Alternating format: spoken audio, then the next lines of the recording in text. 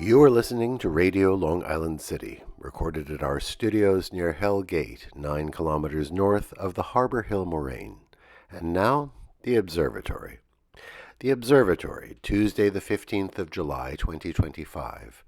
It is 25 days after the summer solstice. It is 69 days before the fall equinox. In Major League Baseball, as we reach the middle of the season, the All-Star Game takes place tonight in Atlanta, starting at 8 p.m. By the French Republican calendar, it is the 27th day of Messidor, the day of the eye, of the garlic. The sun rises today at 5:38 a.m. Solar noon takes place today at 1:02 p.m. The sun sets today at 8:26 p.m.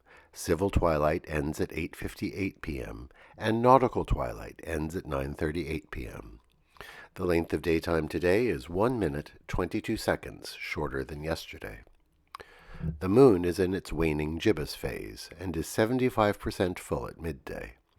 The third quarter will arrive on Thursday, the 17th of July. These are the predicted tides today for Horns Hook. In the wee hours, high tide, 2:07 a.m., 1 meter 62. In the morning, low tide, 8:16 a.m., -3 centimeters.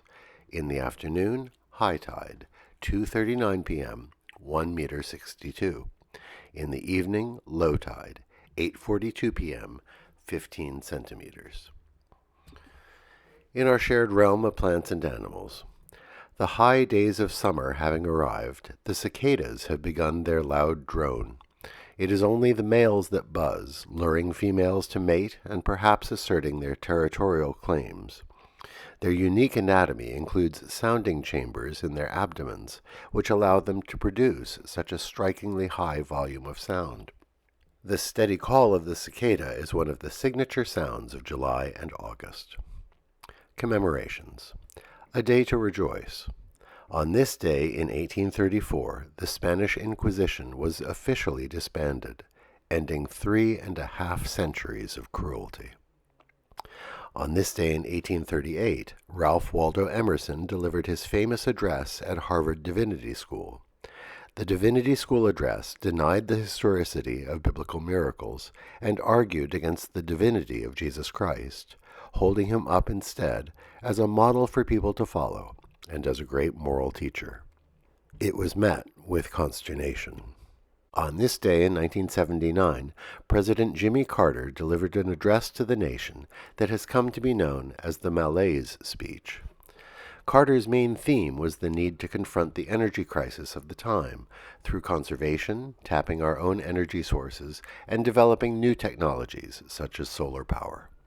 However, he also addressed the widespread cynicism of the era, asking Americans to come together and recapture their traditional, optimistic, practical attitude of ingenuity and common purpose. It did not go down well with the public, who would prefer Ronald Reagan's sunnier message in the 1980 election. Today we remember Walter Benjamin, born on this day in 1892. The German philosopher and cultural commentator is best known for his essay, The Work of Art in the Age of Mechanical Reproduction. His posthumously published book, The Arcades Project, examined Parisian city life in the 19th century, pondering the role of covered shopping streets, known as passages couverts, as symbols of modern urban life. In 1940, he took his own life. Having waited too long to escape the Nazi invasion of France, the Jewish Benjamin found himself trapped at the French-Spanish border. He was just 48 years old. Today we wish a happy birthday to Linda Ronstadt, born this day in 1946. And finally, today is the day of Ukrainian statehood in that country. It commemorates the Christianization of Kievan Rus under Prince Volodymyr in 988, a symbol of the long history of the Ukraine. We wish our Ukrainian friends a happy holiday in this difficult time of war. And that is the Observatory, Tuesday the 15th of July, 2025.